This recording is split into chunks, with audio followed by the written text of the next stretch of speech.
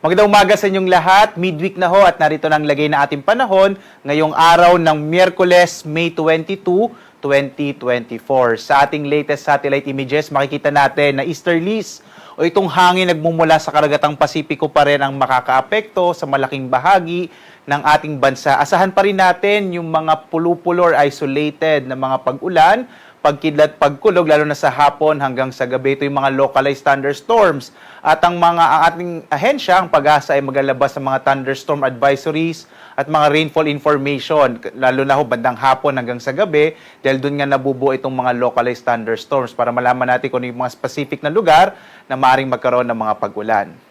Samantala, bagamat wala tayong low pressure area pa na binabantayan sa kasalukuyan, meron tayong isang cloud clusters dito sa may silangang bahagi ng Mindanao at inaasahan natin na posible na magkaroon ng low pressure area. Maaring ma-develop itong cloud clusters into low pressure area at ngayong araw o bukas at maaari itong lumapit dito sa ating bansa.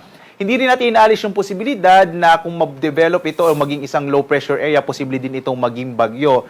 At bagamat malayo pa at marami pa rin pong pwedeng mangyari. Inaasahan din natin na maaaring magdala itong cloud cluster at kung maging low pressure area ito ng mga pag-ulan partikular na sa may silangang bahagi ng Visayas, ng Mindanao, gayon din sa may Bicol region towards the weekend. Kaya patuloy nating i-monitor itong cloud clusters na to sa mga susunod na araw. Muli, posible nga itong maging low pressure area within the day or tomorrow at papasok ng Philippine Area of Responsibility.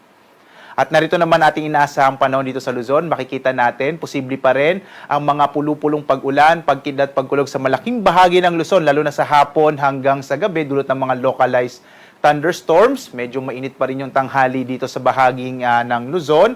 Agwat ang temperatura sa Lawag, 25 to 34. Sa Tuguegarao, 26 to 35 degrees Celsius. Sa Baguio, 18 to 24 degrees Celsius. Sa Metro Manila, 26 to 35. Sa Tagaytay naman, hanggang 33 degrees Celsius. Habang sa Legazpi City, 27 to 34 degrees Celsius. Dito naman sa may bahagi ng Palawan at makikita natin isolated thunderstorms din na mararanasan. Agwat ang temperatura sa Kalayaan Islands, 27 to 34 degrees Celsius. Sa Puerto Princesa naman, 27 to 34 degrees Celsius.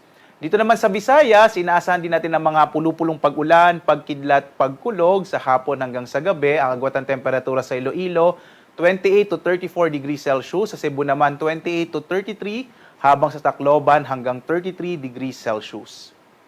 Sa bahagi naman ng Mindanao, inaasahan pa rin natin ang medyo mainit at tanghali habang mas malaki yung tsansa ng mga pulupulong pag-ulan, pagkidlat, pagkulog, dulit niya ng mga localized thunderstorms. Sa Zamboanga, ang agwat ng temperatura, 25 to 34 degrees Celsius. Sa Cagayan de Oro City naman, 26 to 33 degrees Celsius. Habang sa Davao, 26 to 35 degrees Celsius.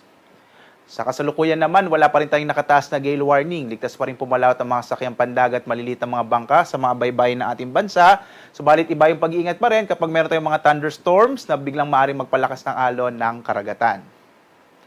Narito naman ating inaasahang panahon sa mga susunod na araw. Dito nga sa Luzon, in the next 3 days hanggang Sabado towards the weekend, dito sa may Legazpi City, inaasahan natin mas malaking tsansa ng kalat-kalat na mga pag-ulan, pagkidlat, pagkulog dahil nga sa paglapit ng cloud clusters na maaring maging low pressure area sa mga susunod na araw. Kaya asahan ng mga kababayan natin sa Bicol, towards the weekend, medyo mas malaki yung tsansa ng mga pag-ulan. Sa Maynila at Baguio City naman, mga isolated thunderstorms ang mararanasan.